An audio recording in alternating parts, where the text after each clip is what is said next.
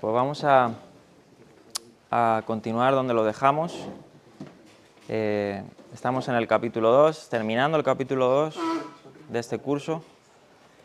Y como siempre quiero hacer una memoria de lo que vimos hace 15 días, puesto que como el curso es cada 15 días, la memoria falla, ¿no? Por eso está el material, está los vídeos ahí en el canal para hacer memoria también. Y el tema que vimos hace 15 días para mí fue uno de los que más me gustó, no sé, personalmente. Para ti también. Y vamos a hacer un repaso de lo que vimos muy rápido, porque obviamente el tema, la verdad, fue bastante bueno lo que el autor expresa. Y este fue más o menos a grandes rasgos lo que vimos la clase pasada. Vimos y contrastamos las imágenes bíblicas, como dice ahí, de Dios como son popularmente percibidas. Y donde pasamos más tiempo, que es donde vamos a retomar este hilo hoy, es reflexionando sobre dos textos de adoración en el Primer Testamento. Y sobre todo, bueno, vimos el primer texto, reflexionando sobre ese primer texto, que es el encuentro de Dios en el Sinaí con su pueblo, ¿no? Todo esto vino porque el autor expresaba cómo normalmente hay una distinción en el círculo de creyentes general, viendo cómo el Dios del Nuevo Testamento, ¿no?, es un Dios más compasivo, misericordioso, más lleno de gracia, ¿no? Y el Dios del Antiguo Testamento es más, tiende más al juicio, es más iracundo, etcétera, ¿no? Eso lo estuvimos viendo como el esquema, además, que plantea el autor. Pero no es así, ¿no? Como dijimos, si en el Antiguo Testamento hay una tendencia más de más de juicio, es porque el pueblo era, y además que ya dijimos que el Primer Testamento es mucho más voluminoso que el Nuevo Testamento, ¿no? Podríamos compararlo a 2/3 partes de la Biblia. Y es que el Antiguo Testamento nos refleja la condición del hombre, ¿no? Pese a que el pueblo de Israel fue llamado, pero el pueblo de Israel no tenía el Espíritu de Dios y caminaba muchas veces, la mayoría de veces, según la carne, ¿no? Sí, muchos líderes se levantaban, como Moisés, como otros más. Eran personas que podríamos decir que sí que tenían un corazón genuino, ¿no? Tenían sus errores, pero su enfoque era agradar a Dios, era seguirle. Le había amanecido la luz en sus corazones, pero el común denominador del pueblo era tender hacia la carne, ¿no? Por eso vemos tantos profetas que se levantan, porque el Israel bíblico, ¿no?, que Dios llamó muchas veces, era un pueblo, como dice Mateo, endurecido, ¿no?, de corazón, duro de cerviz. Y vimos, y por eso, ¿no?, muchas veces el Antiguo Testamento enfoca mucho al juicio. Ahora, como dije en la anterior clase, pero siempre en los profetas vais a ver, sobre todo en los profetas como Isaías, ¿no?, que hay un amanecer para el pueblo de Dios, ¿no? Hay promesas de esperanza si se arrepiente, ¿no? Y vimos la primera reflexión, que es el encuentro de Dios, como he dicho, con Dios, con Israel en el Sinaí, ¿no? Y vimos cómo esto fue un encuentro de gracia, ¿no? Ahí fue donde el Señor se mostró a Moisés, pero se iba a mostrar a todo el pueblo, ¿no? La voluntad de Dios era que todo el pueblo conocieran a un Dios cercano, en contraste con los dioses de las naciones que vimos que eran distantes, ¿no? Y obviamente se diferencian mucho. Todo eso lo estuvimos viendo en las clases pasadas y es muy notorio el contraste que hay entre el Dios verdadero, ¿no?, y los falsos dioses. Pero bueno, vamos entonces a retomar el hilo. Vamos a ver la segunda reflexión que va a hacer el autor, Y la vamos a ver en otro texto del Antiguo Testamento, en este caso de uno de los himnos, uno de los salmos, ¿no? Ahora que estoy yo compartiendo reflexiones de los salmos. Pero los salmos están cargados de adoración, ¿no? Sí, expresan, pues obviamente, por ejemplo, de estos salmos como el de hoy que he compartido, el Salmo 3, ¿no? Como David pues estaba siendo perseguido, vituperado, ¿no? Sus enemigos como Absalón, ¿no? Que se rebeló contra su propio padre y le persiguió. Trataban de darle caza, pero él confiaba en Dios, ¿no? Hay también muchas simbologías, ya sabemos, ¿no? Detrás de los salmos, que hablan del hijo de David, ¿no? Es decir, el Mesías. Pero hay salmos, hay categorías de los salmos, y los salmos están llenos de himnos, de alabanza, de adoración, ¿no? Y vamos a reflexionar sobre uno de ellos, que voy a poner ahora en pantalla, que es el Salmo, como veréis aquí, 95. Y aquí lo titula el autor una invitación de tipo himno a un encuentro con Dios, ¿no? Aquí vemos cómo pues, el Señor invita a su pueblo a adorarle, ¿no? A mantener una relación con Él, ¿no? En forma de himno. Vamos a leer el Salmo 95.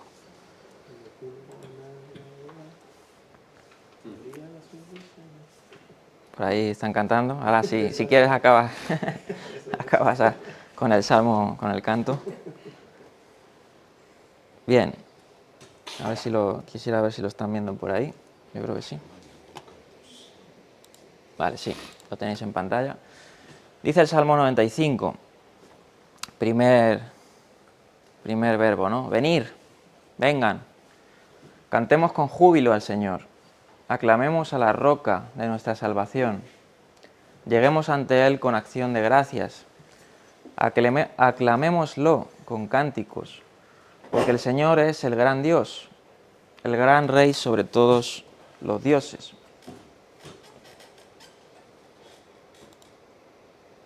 En sus manos están los abismos de la tierra, suyas son las cumbres de los montes, suyo es el mar porque Él lo hizo, con sus manos formó la tierra firme. Vengan, postrémonos reverentes, doblemos la rodilla ante el Señor, nuestro Hacedor, porque Él es nuestro Dios y nosotros somos el pueblo de su prado, somos un rebaño bajo su cuidado.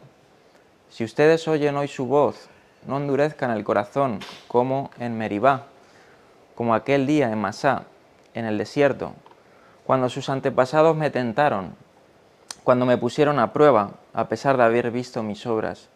40 años estuve enojado con aquella generación y dije, son un pueblo mal encaminado, que no reconoce mis senderos. Así que, en mi enojo, hice este juramento, jamás entrarán en mi reposo. Bien, pues este salmo vamos a ver hoy. Hay otros salmos, como dice ahora el autor. Dice, los eruditos a menudo se refieren a salmos como el Salmo 95, como salmos de entronización o reinado divino, porque celebran el reinado de Dios, ¿no? Del Eterno. Hay otros salmos, como puede ser el 47, 93, 95, 96, 97, 98, 99, incluso el Salmo 100, ¿no? Son esta categoría de salmos de entronización o de reinado divino. El elemento común en todos es una entusiasta aclamación de Adonai como rey sobre las naciones y sobre la tierra. A diferencia de los salmos 96 y 99, que hacen un llamamiento a las naciones para que se unan a la celebración del reinado del Señor. El Salmo 95 representa un apasionado ruego a Israel, la comunidad de fe, por una adoración verdadera y auténtica. El Salmo se puede dividir, dice, en 3 partes, cada una contribuyendo directamente al desarrollo de este tema, y es lo que vamos a hacer ahora. Bien, primera parte es un llamado, ¿no?, a esa comunidad de fe, ¿no?, al pueblo de Dios. Y es el llamado a la adoración verdadera y auténtica, ¿no? Básicamente es lo que estoy diciendo, ¿no? todo es adoración, ¿no? Al fin y al cabo.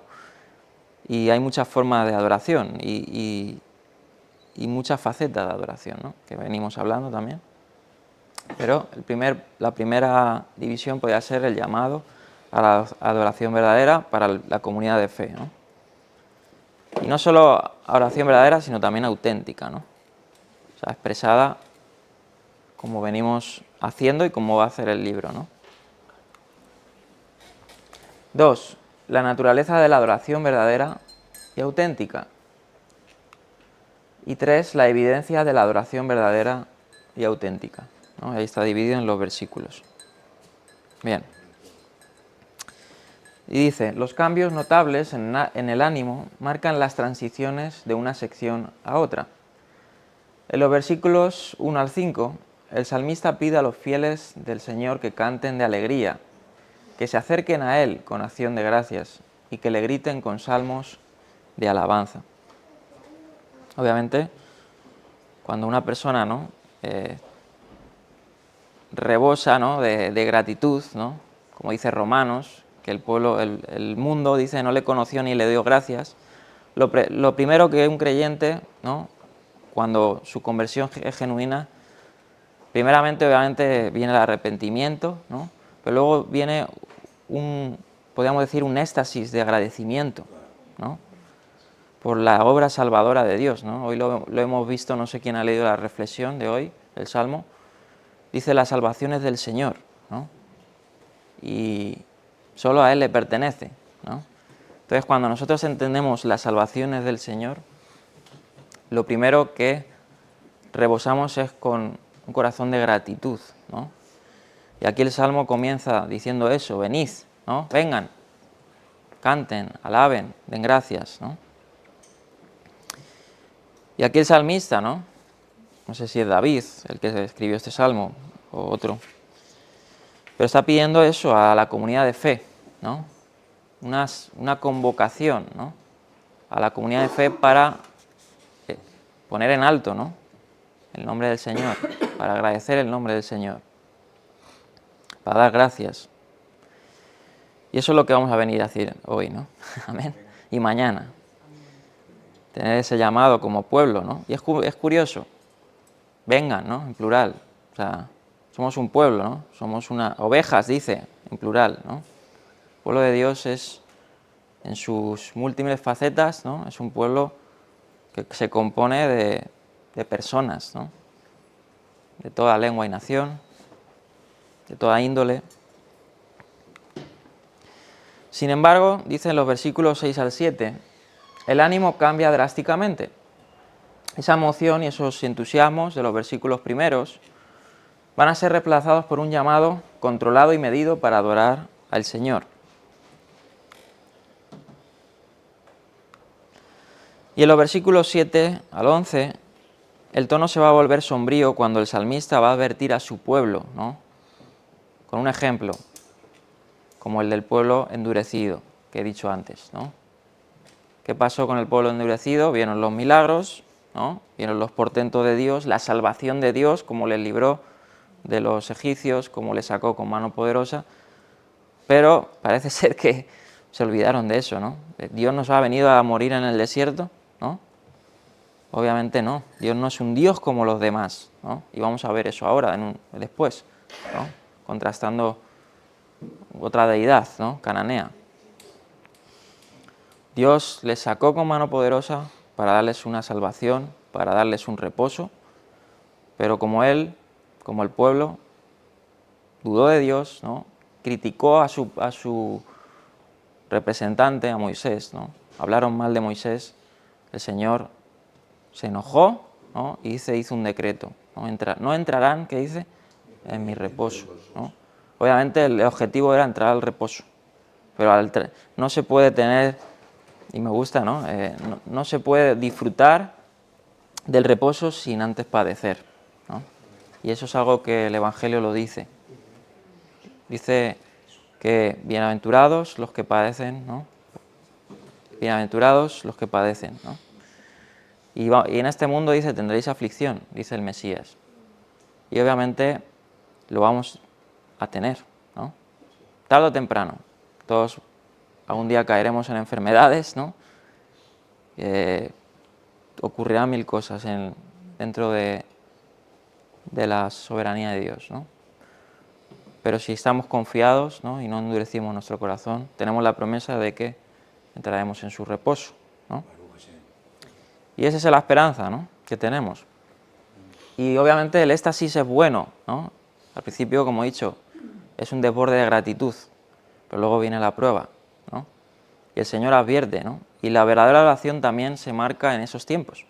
Por eso les advierte en el salmista, ¿no?, a que no endurezcan su corazón como a los antiguos, ¿no? Dice, dos preguntas vitales nos salen al encuentro en este contexto. Primero, ¿quién es este Dios que invita a Israel a adorar? ¿Y por qué es digno de adoración? ¿Quién es este Dios que invita a Israel a adorar? ¿Y por qué es digno de adoración? El salmista va a responder a estas dos preguntas en tres dimensiones. Y vamos a ver las tres dimensiones que va aquí a expresar el autor.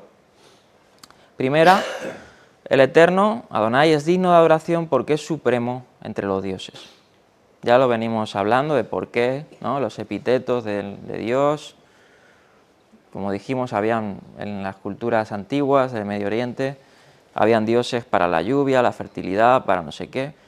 Pero en Dios, ¿no?, en Adonai, se recogen todo, ¿no? Él es creador, Él es amigo, Él es rey, Él es bondadoso, misericordioso, Él es justicia, Él es paz, ¿no?, etcétera.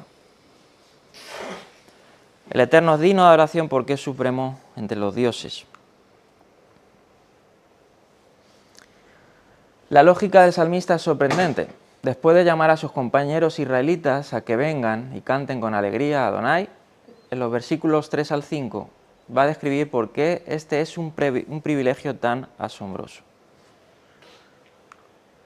Primero declara la supremacía del Eterno entre los dioses, identificándolo como el Gadol, ¿no?, el gran Dios, podríamos decir, o el gran Él. Como vimos anteriormente, ¿no?, eso lo vimos en los nombres de Dios, con el nombre El en hebreo, ¿no?, Elohim, vimos el nombre Elohim, de El, Elilim, vimos todas estas palabras, ¿no?, diferentes también palabras para referirse a Dios, ¿no?, pero cuando vimos ese término El, ¿no?, el término puede funcionar genéricamente como un epíteto que significa simplemente Dios, ¿no?, Dios. Pero a menudo se usa como un título para Adonai, ¿no? Y ya lo dijimos en esto, y dijimos que el nombre de Adonai, ¿no?, que obviamente se recogen todos los epítetos, o todos los atributos, todas las formas del nombre de Dios, ¿no? Bien, de cientos de tablas descubiertas, dice aquí el autor, ¿no?, y va a contrastar, porque había una deidad cananea que se llamaba El, ¿no?, también le llamaban el gran Dios, ¿no? De cientos de tablas descubiertas en Ras Samra, Ugarita, en el norte de Siria, sabemos que él era el dios más elevado del panteón cananeo. Ahí tenéis una representación del Museo de Israel, del gran él, ¿no?, o del él, de esa deidad cananea. Y era conocido este dios, ¿no?, cananeo como el padre de los años, creador de todas las cosas. Toro él, no sé realmente eso, el dios toro, no sé. Esposo de Aserá y padre de todos los demás dioses. Sin embargo, aquí el salmista va a declarar que Adonai es el gran él. Ningún otro dios es digno de este título.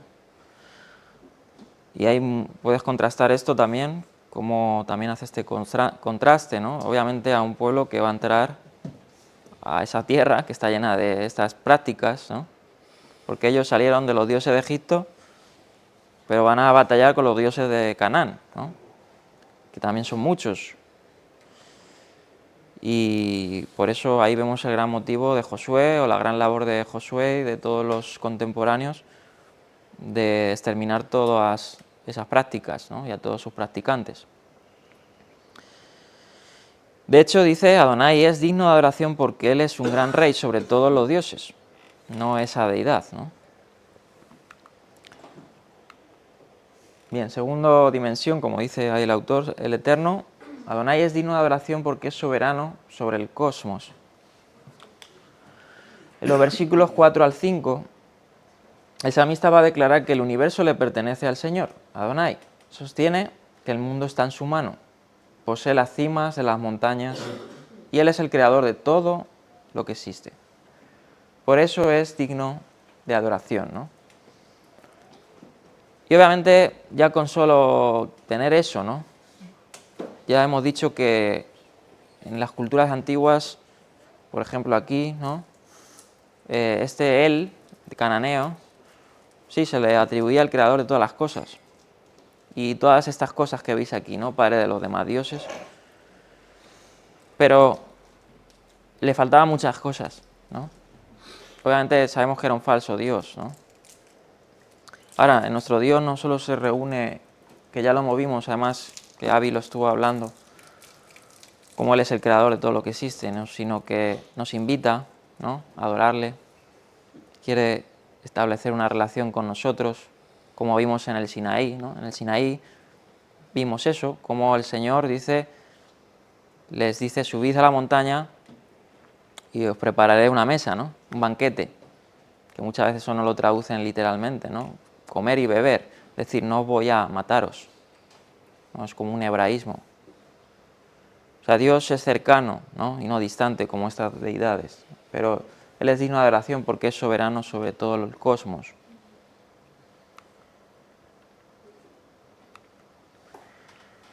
Esto dice es lo que David celebra en primero de Crónicas 29, 11 al 13, y dice: Tuya, oh Adonai, es la grandeza y el poder, la gloria, la victoria y la majestad, porque todo lo que está en los cielos y en la tierra es tuyo. Tuyo es el reino, oh Adonai, y eres exaltado como cabeza sobre todo. Tanto la riqueza como el honor vienen de ti, y tú gobiernas sobre todo. En tu mano están el poder y la fuerza, y tienes el poder de engrandecerte y dar fuerza a todos. Y ahora te agradecemos, Dios nuestro, y alabamos tu glorioso nombre. Y por último, dice el Adonai es digno de adoración porque ha establecido por gracia una relación especial con su pueblo.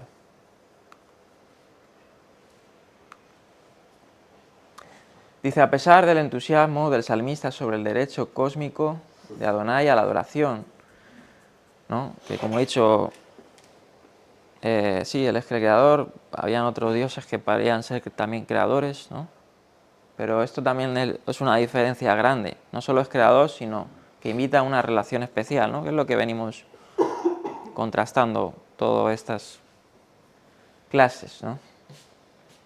La relación especial de Adonai con su pueblo lo emociona aún más, reflejando las experiencias del éxodo de Egipto y el encuentro en el Sinaí. El salmista va a regocijarse en el Señor, es decir, la roca de la salvación de Israel, y en el hecho de que Él, ¿no? Es nuestro Dios, ¿no? Es decir, con la boca pequeña, ¿no? Pero Él es nuestra posesión, ¿no? Así dice el salmista, Él es mi herencia, ¿no? No es que sea nuestras, pero se apropia, se vuelve uno con nosotros, ¿no? Bien. Y dice, utilizando una metáfora pastoral, familiar, el salmista va a describir la relación de Adonai con Israel como en la figura de un pastor y unas ovejas. No, esto es una referencia muy común en las Escrituras. La referencia al pueblo de su prado, descrita en el versículo 7, también en el Salmo 100, versículo 3, alude también a cómo Dios provee un reposo para Israel, ¿no? Una tierra, una herencia. Que nosotros los creyentes en el Mesías sabemos cuál es nuestra herencia, ¿no? Pero sabemos que al pueblo físico, al pueblo de Israel, también se les prometió una herencia, ¿no? Y una paz, ¿no? Y una salvación. Y bien.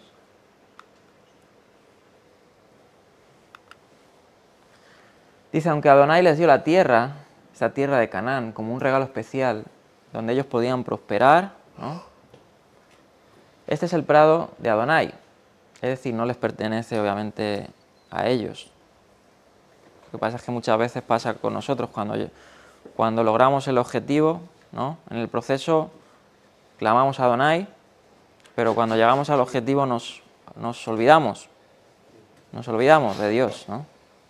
Hemos logrado el objetivo, hemos logrado aquello por lo cual estábamos caminando, estábamos divagando, pero muchas veces pasa así, que nos olvidamos, ¿no? Nos olvidamos de que Él nos lo ha dado, porque al fin y al cabo nada es nuestro, ¿no? Nada nos pertenece, y si tenemos algo es porque Dios lo concede. Si Él te aseguro que si Él emite un decreto que no te lo da, ¿no? No te lo va a dar. Si Él lo dicta, ¿no? Si su voluntad es la contraria a tu voluntad, ¿no? Te aseguro que no va a prosperar y no lo vas a obtener, ¿no? Ahora, Él había emitido un decreto, sí, les voy a dar la tierra de Canaán, ¿no? Van a cruzar el río Jordán. Y también les puso condiciones en la tierra, ¿no? Obviamente. Porque si no cumplían esas condiciones, dice el Deuteronomio, que la tierra los iba a vomitar, ¿no? Los iba a expulsar ese propio decreto que el Señor había hecho, como dueño de la tierra, los iba a expulsar, ¿no? Y vemos aquí, como dice, la caracterización de Israel como la oveja de su mano, muestra cómo el otro lado de una moneda, ilustrada por el Salmo 23, versículo 4, quien es el pastor divino de Israel, que camina con su pueblo a través de los valles más oscuros y asegura su seguridad con su vara. Este, dice, es el Dios a quien los israelitas adoraron, un Dios que obviamente es supremo sobre todos, pero que también se deleita en la comunión con su pueblo. Amén.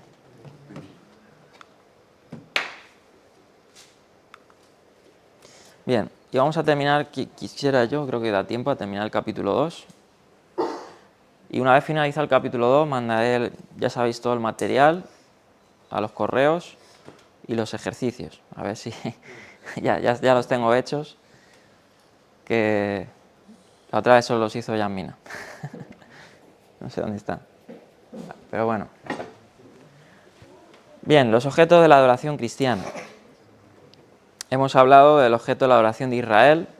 Ahora vamos a ver, obviamente, cómo el Nuevo Testamento, el enfoque del Nuevo Testamento en la adoración para nosotros los creyentes, ¿no? El Mesías, que obviamente sigue siendo el mismo Dios, ¿no? Pero ahora expresado y más caracterizado, ¿no? Y dice aquí, las doxologías que recoge el Nuevo Testamento, las oraciones y los himnos, van a brindar un buen panorama para observar cómo respondieron los creyentes de la primera generación a la pregunta: ¿quién es el objeto de la verdadera adoración cristiana? Dice, no deberíamos sorprendernos si Dios es regularmente objeto de los verbos que indican glorificación y alabanza, ¿no? Para el que no lo sepa, el que no es una doxología, esto Pablo lo utiliza mucho. Por ejemplo, él lo utiliza mucho para cerrar una carta. La palabra doxología deriva de la palabra griega doxa, que ya lo hemos visto, ¿no? ¿Quién se acuerda? ¿Quién se acuerda de la palabra griega doxa? Estuvimos hablando de las palabras como adoración. Dijimos que no existe una palabra en la Biblia como adoración, que son cientos, ¿no? Y sobre todo en el Antiguo Testamento. Vimos todas esas palabras hebreas, ¿no? Y luego las palabras griegas que se utilizan, ¿no? Doxa era una de ellas, que es alabanza y honor, ¿no? Normalmente gloria. Y luego el logos, que es la palabra expresión, ¿no? Es como una palabra de alabanza, de gloria, ¿no? A Dios. Y Pablo termina muchas de sus cartas haciendo una doxología, ¿no? Por ejemplo, en Corintios hay una muy bonita, ¿no? Cuando dice, se olvida la muerte en victoria, ¿dónde está muerte tu aguijón?, etcétera. Y termina la carta, ¿no? También con esa doxología, no recuerdo exactamente, pero me acuerdo cuando estudiamos Corintios, cómo vimos esa doxología. Y hay muchas, ¿no? Muchas, sobre todo Pablo tiende mucho a esto, ¿no? Pero también las hay en el Primer Testamento, ¿no? En el Antiguo Testamento. Y ahí, bueno, en las notas tenéis algunas de ellas. Y dice, hablando de esa primera generación, ¿quién son la primera generación a la que se refiere aquí el autor? Pues son aquellos que escriben el Nuevo Testamento, ¿no? Por ejemplo, Juan el Bautista, Zacarías, y muchos aquellos que todavía no habían tenido un encuentro con el Cristo encarnado, ¿no? Podríamos decir así. Dice Zacarías, estaba todavía en el mundo del Primer Testamento cuando en el nacimiento, y ahí se describe una doxología, muy breve, ¿no? Dice, cuando en el nacimiento de Juan el Bautista declaró, bendito sea el Señor, Dios de Israel, porque ha visitado y redimido a su pueblo, en Lucas 1:68.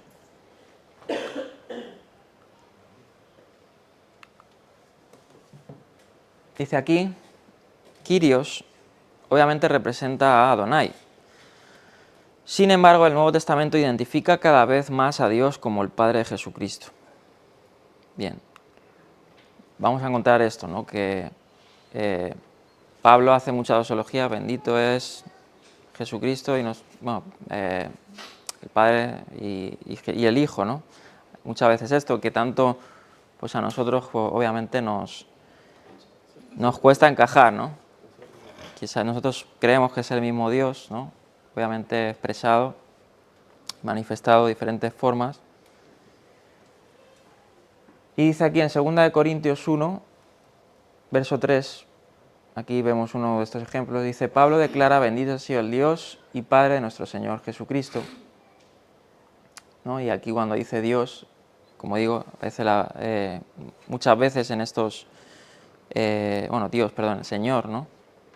Aparece esta palabra, Kyrios, que ya hemos hablado de ella, y vamos a ver algún ejemplo, ¿no? Que también refuerzan aún más, ¿no? Podríamos decir, este misterio, ¿no? Este misterio de que Jesucristo es Kyrios, ¿no? De que Jesucristo es Adonai. Y bueno, eso creo que ahora el autor va a dar algún ejemplo de eso. Dice aquí el objeto de adoración, el Padre de nuestro Señor Jesucristo. Dice Efesios capítulo 1, verso 3, es similar. Bendito sea el Dios y Padre de nuestro Señor Jesucristo, que nos ha bendecido en Cristo con toda bendición espiritual en los lugares celestes. Bueno, y hay muchas más, ¿no? Esto era algo común de Pablo, utilizar también estas doxologías, ¿no? Terminar con estas doxologías o comenzar, ¿no? Su carta, por ejemplo en Efesios capítulo 1, en 2 Corintios, hacía un saludo, ¿no? Una salutación y terminaba con una alabanza, manifestando pues esta forma de dirigirse, ¿no? En alabanza a Dios. Pablo va a explicar cómo la obra de misericordia de Dios se realiza completamente a través de Jesucristo. Los versos 4 al 13, si no me equivoco, de Efesios. Podemos leerlos. Vamos a leer. A ver, ¿dónde está el ratón? Bueno, da igual. Se me ha ido la diapositiva. Dice, en las doxologías también observamos un cambio de la alabanza a Dios el Padre a la alabanza explícita del Hijo Jesucristo. Mientras que la aclamación del pueblo en la entrada triunfal de Jesús en Jerusalén lo reconoció como el Mesías davídico y el Rey de Israel, que viene en el nombre del Señor, ¿no? Mateo 21, en esa entrada triunfal, ¿no? Dice, bendito el que viene en el nombre del Señor, ¿no? Y bueno, sabemos que también con el nombre del Señor, ¿no? Se pueda traducir esa expresión, ¿no? esa esa profecía, porque al fin y al cabo es una profecía, ¿no? No recuerdo exactamente dónde está. En Zacarías, puede ser, uno de los profetas menores, cuando dice Baruch Jabá, ¿no? Besem Adonai, bendito el que viene en el nombre del Señor, o con el nombre del Señor, o Malaquía, no recuerdo exactamente.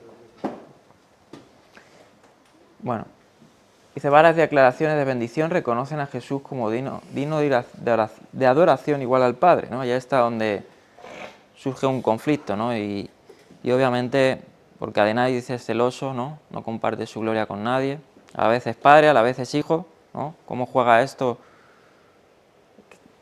en torno al objeto de nuestra adoración, ¿no? Si él no comparte su gloria, ¿será que la comparte ahora en el Nuevo Testamento con su hijo, ¿no? ¿Cómo podemos ver esto, no? Por eso digo que el objeto de la adoración, ¿no? En este caso expresada o revelada en el Nuevo Testamento, muchas veces juega con esto, ¿no? Y nosotros obviamente entendemos que el Padre y el Hijo uno son, ¿no? Como dijo el mismo Jesús en Juan capítulo 16, ¿no? ¿No sabéis que el Padre está en mí y yo en el Padre? Dijo, ¿no? Bueno, eso sería una clase, un curso entero, ¿no? Bueno, dice el autor, algunos ejemplos de adoración, como Jesús también es digno de adoración. Vamos a ver si podemos leer uno de estos. Hebreos 13, 20 al 21, dice,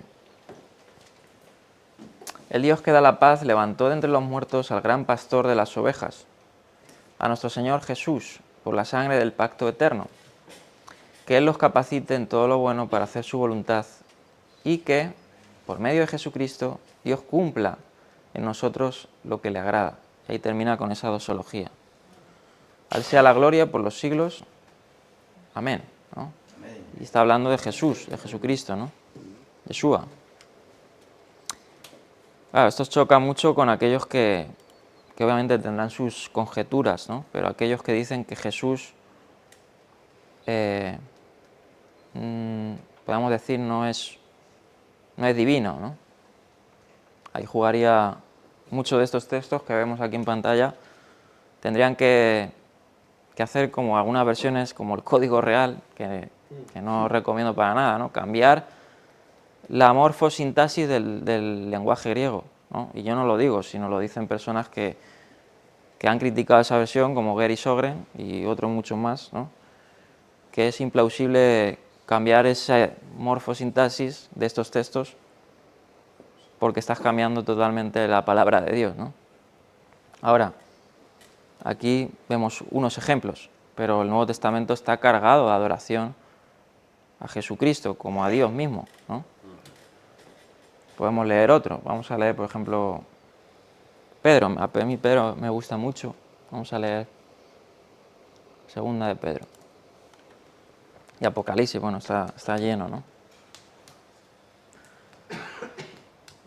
Dice, más bien crezcan en la gracia y en el conocimiento de nuestro Señor y Salvador Jesucristo. Y termina con esa dosología, ¿no? A Él sea la gloria, ¿a quién? A Jesucristo, ahora y para siempre. Amén. Entonces, estos son algunos ejemplos de dosología al Hijo, ¿no? A Jesucristo. Dice, algunos de estos ejemplos pueden ser ambiguos, pero el libro de Apocalipsis va a atribuir inequívocamente la adoración legítima a Jesucristo. Y vamos a leer esta referencia. Apocalipsis 5, 11 al 13. Dice, luego miré y oí la voz de muchos ángeles, ¿no? Y aquí estamos ya en otra dimensión, ¿no? No son los apóstoles haciendo una dosología en la tierra, estamos hablando de una visión que Juan tiene en el trono celestial, ¿no? Él ve el trono celestial, él ve, pues, el templo de Dios, ve la presencia de Dios, ¿no? Tiene una visión de todo esto. Dice que miró y oyó a muchos ángeles que estaban alrededor del trono de Dios, ¿no? O sea, el trono de Dios es donde, ¿no? Como dicen, antropomórficamente, ¿no? Se manifiesta, se sienta, ¿no?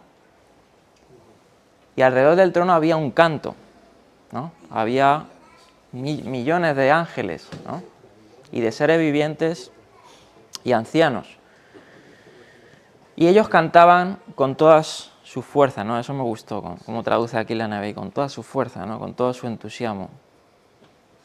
Digno es el Cordero que ha sido sacrificado de recibir el poder. Ah, mira, pues ha ido aquí. La riqueza y la sabiduría, la fortaleza y la honra, la gloria y la alabanza, ¿no? Y todas esas palabras son muchas que hemos visto. En este texto se reúnen muchísimas palabras que en el Nuevo Testamento también se traducen como adoración, ¿no? La gloria que el Padre no comparte, ¿no? Con nadie. Claro. Y este es un texto, vamos, y dice: y oí a cuánta criatura que hay en el cielo y en la tierra y debajo de la tierra y en el mar, a todos en la creación, ¿no? Yo creo que aquí tuvo una visión de transportándose al tiempo futuro, ¿no? Al que está sentado en el trono y al Cordero, sean la alabanza y la honra. Podemos también traducir, ¿no? Al que está sentado en el trono, es decir, al Cordero, ¿no? Sean la alabanza y la honra, la gloria y el poder por los siglos de los siglos. Aquí tenemos un verso inequívoco, ¿no? Yo no sé cómo traduce eso esa versión, pero vamos, no tiene ninguna cabida. No sé cómo, se tendrá que ir por unas ramas muy altas. Bien. A ver si podemos cerrar ya esto. El reconocimiento de Jesucristo como un objeto legítimo de adoración no se limita solo a las doxologías. Vamos a ver que hay ejemplos en el Nuevo Testamento no solo de alabanza, de Pedro terminando su carta, de Juan que ve los cielos, a los ángeles, sino incluso físicamente, terrenalmente, ¿no? Cuando aquellos, que asistieron a la crucifixión de Jesús experimentaron el temblor. Esto es Mateo 27, 54. Esto es un texto que vemos, un texto donde se le rinde adoración, ¿no? A Jesucristo. Bueno, y otros más que vamos a ver. Se llenaron de temor. Esa es otra palabra que también se utiliza para adoración, fobeo, ¿no? Que ya también, creo que también la mencionamos. Que obviamente implica un temor reverente, ¿no? No un temor solo de miedo, dijimos, ¿no? Es un temor reverente, un temor que se inclina ante el objeto, ¿no? Declarando, y esto fueron, creo, las personas que estaban alrededor, no fueron ni los apóstoles ni nada, sino fueron los propios que le crucificaron, ¿no? Ciertamente este era el Hijo de Dios, ¿no? Dice, en cuanto a los gestos de adoración, Jesús sí aceptó la adoración de un samaritano, por ejemplo, leproso. Y vamos a ver que cuando esto pasaba mucho Jesús, y yo lo he explicado a Mateo, ¿no? Lo del secreto mesiánico. Cuando estaba en intimidad, él mostraba su faceta, pero decía, ve, no se lo digas a nadie, ¿no? O hacía un milagro, o hacía algo, ¿no? Obviamente cuando estaba en las masas, pues al principio era más cauteloso, luego fue más hablando más claro, ¿no? Porque la hora le estaba llegando. Y como dice, el Hijo del Hombre iba a ser levantado, es decir, todos iban a ver a aquel, ¿no? Al autor y consumador. Pero aquí vemos, por ejemplo, cómo un samaritano leproso dice que cayó rostro en tierra a sus pies y dice dándole gracias. Lucas 17, 16. Y también de María Magdalena y otra María en Mateo 28, 9, y los 11 discípulos que se prostraron ante él, y esto fue ya una vez del Cristo resucitado, ¿no? Cuando ellos vieron que Jesús había resucitado entre los muertos, lo primero, ¿no?, una de sus expresiones fue que se postraron ante Él, ¿no?, y adoraron. Bien, vamos a ir avanzando, que ya se está acabando el tiempo. La adoración también puede expresarse en oración. Jesús invitó a la oración hacia sí mismo. Si pides, dice, algo en mi nombre, lo haré. Juan capítulo 14, verso 14. Igualando a Jesús con Adonai. En Romanos, y esto es interesante también, esto ya lo hablamos, pero esto es un texto, me parece muy fuerte, de Pablo, y Pablo está hablando de Jesucristo, ¿no?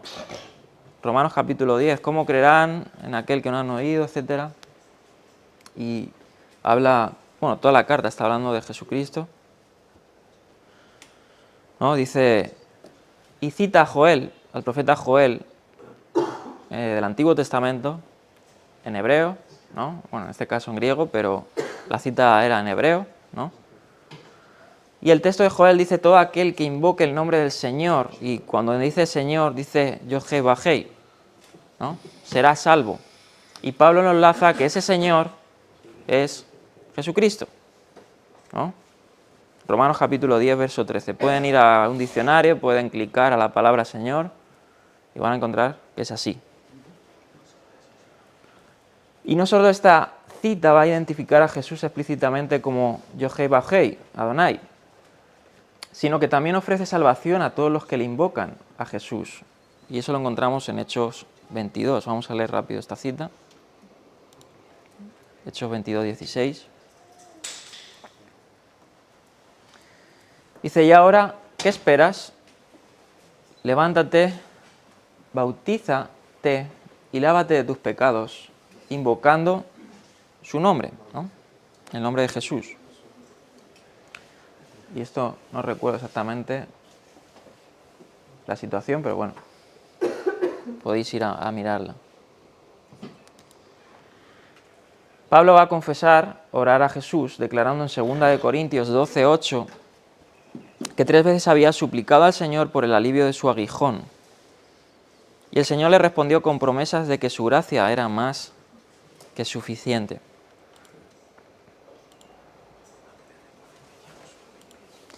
En 1 Corintios 16, 22, Pablo va a orar, ora en arameo, diciendo, Maranatá, Señor nuestro, ven.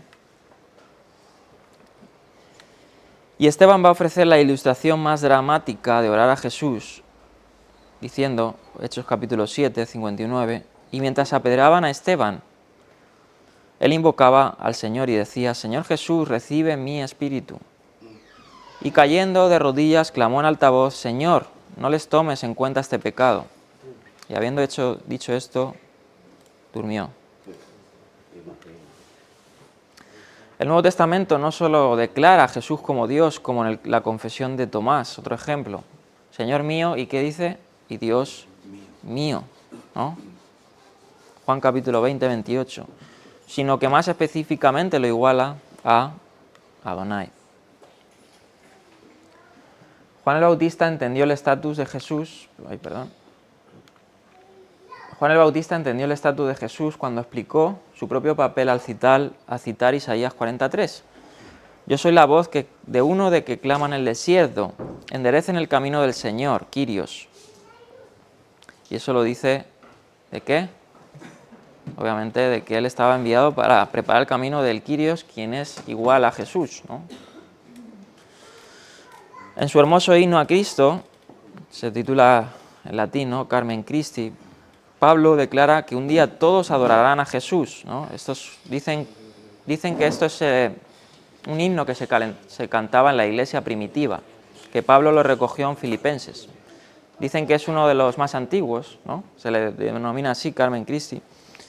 Y en el Filipenses 2, pues vemos que ese himno estaba enfocado como objeto de adoración Jesucristo, ¿no? Donde dice, bueno, todos lo sabemos, ¿no? Podemos leerlo, pero vamos, por falta de tiempo, es muy bonito. Vale, aquí la pregunta dice el autor, esto es interesante, ¿en qué parte del Nuevo Testamento hay adoración al Espíritu Santo?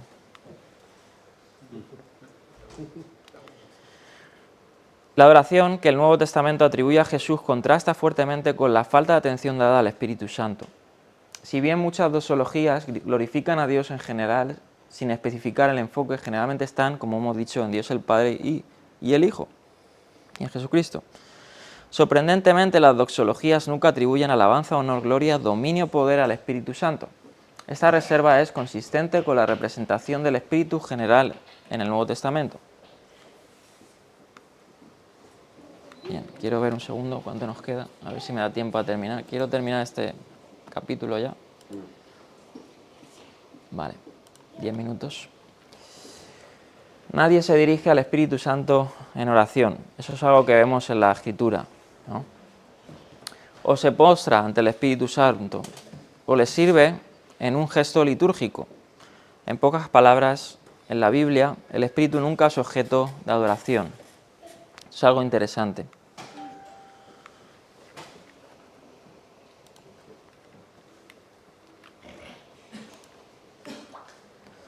Esta interpretación se ve reforzada por Filipenses 3, verso 3, en el que Pablo rechaza la circuncisión practicada por su propio pueblo como falsa, la forma, ¿no?, en que la estaban haciendo. En contraste, las personas que son de la verdadera circuncisión adoran en el Espíritu de Dios y se glorian en Cristo Jesús. Y nótese el contraste, ¿no?, en el Espíritu de Dios, no al Espíritu de Dios, ¿no? Vale, y aquí sí quiero leer una nota, en esta nota sí la voy a leer porque me parece interesante. Dice: el Espíritu es el que impulsador a la adoración de los creyentes, pero no recibe adoración. Y vamos a ver algunos papeles rápidamente, que yo creo que muchos lo sabéis, del papel del Espíritu, ¿no? Ya sabemos, nosotros creemos que el Espíritu de Dios es, obviamente, uno de los que impulsa la adoración, la mente, ¿no?, el ánimo en el creyente, el que dirige, el que empodera. En el Nuevo Testamento, el papel del Espíritu es dar vida a los pecadores que están muertos en delitos y pecados y efectúan su adopción como hijos de Dios. Eso lo dice Pablo en Romanos capítulo 8, versos 1 al 25. También el Espíritu dice que intercede por nosotros en nombre de los santos, de acuerdo con la voluntad de Dios. Romanos 8, 26 al 27. El Espíritu produce en los fieles una vida de justicia y piedad. Gálatas 5, versículos 16 al 25. El Espíritu va a sellar a los creyentes, ¿no?, en Cristo, y le da una garantía, su condición de tesoro redimido de Dios para alabanza de su gloria. Efesios 1, verso 13. El Espíritu va a centrar la atención y la glorificación en Jesús y une a los creyentes guiándolos a toda verdad, a través de los cuales son santificados y unificados. Juan capítulo 1, verso 32 al 34, 16, 7 al 16, 17, 17 al 21. El Espíritu proporciona el elemento unificador para la Iglesia. Efesios 4, 1, verso 16. Y el Espíritu otorga los dones divinos y el poder de los creyentes para la edificación de la propia Iglesia. Primera de Corintios 12, versos 1 al 31. El Padre, el Hijo y el Espíritu Santo están, de hecho, tan unidos que cuando se hacen discípulos se los bautiza en el nombre del Padre, el Hijo y el Espíritu Santo. Mateo 28, 19. La única ocurrencia de esta fórmula trinitaria en el Nuevo Testamento, ¿no? Esto es lo que los trinitarios apoyan en esa fórmula, ¿no? Que sí que es cierto que aparece, ¿no? Aparece esa fórmula. Ahora, de ahí se desprende, pues, la teología, ¿no?, de trinitaria, de explicar la deidad, ¿no? Se puede... Sí. El hecho de que justamente el Espíritu Santo no reciba adoración puede ser un argumento. Ahora, si quieres, lo comentamos. Quiero terminar esto, pero ahora lo comentamos. A ver si puedo terminar y ya me quito el capítulo. Lo más cercano dice que alguien en el Nuevo Testamento se dirige al Espíritu, se da en la conocida bendición de Pablo en 2 de Corintios 13 al 14. Que la gracia del Señor Jesucristo, el amor de Dios y la comunión del Espíritu sea con todos ustedes. Si bien es posible que la gracia y el amor hayan sido intercambiados y atribuidos al Padre o al Hijo, este no es el caso con el Espíritu Santo. A través del Espíritu experimentamos coinonía unos con otros, y es decir, también con la deidad. En general, el Espíritu Santo funciona como un paraclito, ayudador, enviado por el Padre en el nombre de Jesucristo, ¿no? El Paráclito era, en el antiguo Grecia, pues si vais a un diccionario, por ejemplo, uno que se llama Bedag, que analiza las palabras griegas en muchos ámbitos del mundo antiguo. Paráclito era un defensor legal, que es, en el caso de un juicio se ponía como ayudador, como asistente, ¿no? Abogado, ¿no? Un abogado, el Paráclitos.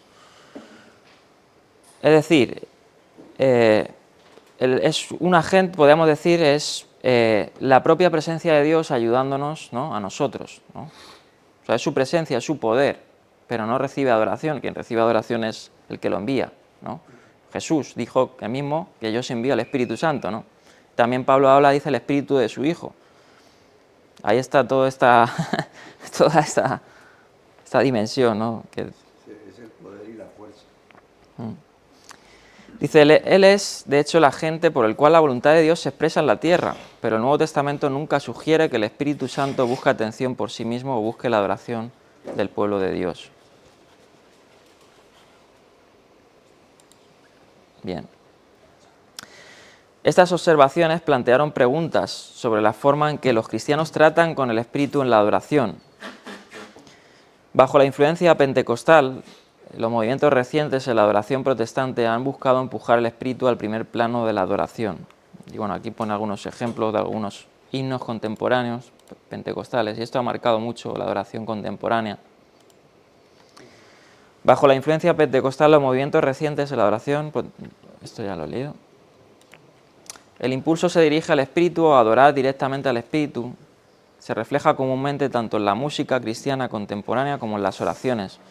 Pero esto no es un fenómeno nuevo. Es evidente también en la famosa doxología conocida como, en inglés, Antiguo Centenario, posiblemente los himnos más cantados en toda la adoración pública en inglés. Bueno, ahí las notas están esas. Y aquí está otra doxología que pone el autor de ejemplo. Alaba a Dios de quien fluyen todas las bendiciones, alabarle todas las criaturas aquí abajo, alabarle sobre ti, ejército celestial. Alabado sea el Padre, el Hijo y el Espíritu Santo. Amén. Aquí hay un ejemplo de esto, de cómo se ha enfocado la adoración también al Espíritu, cosa que la Biblia pues no se enfoca a la adoración en el Espíritu, ¿no? Ya, como dice. Sin embargo, la tradición es mucho más antigua, atestiguada en la antigua Gloria Patri.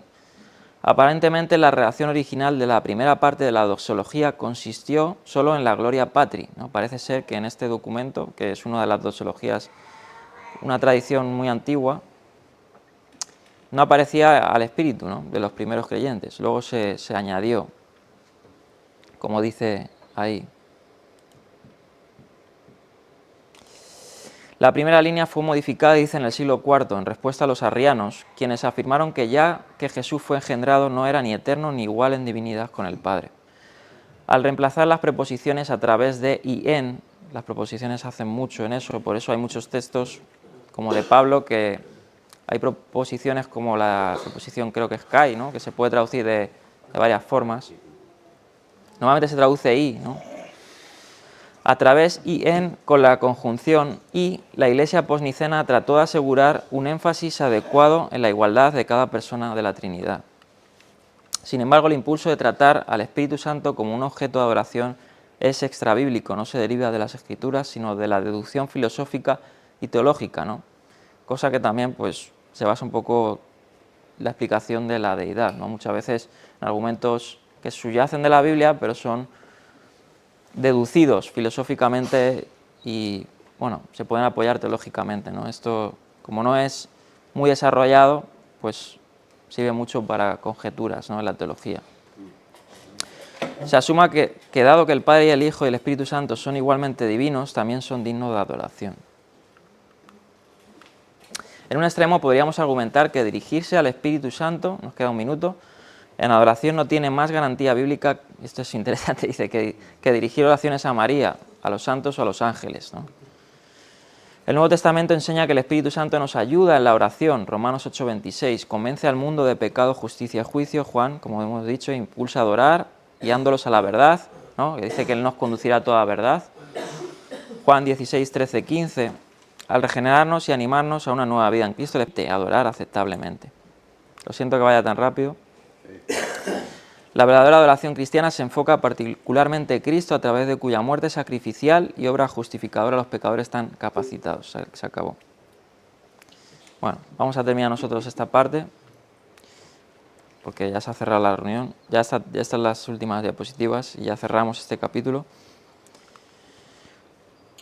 Este enfoque cristocéntrico es más evidente en Apocalipsis 5, hemos visto los primeros versos antes.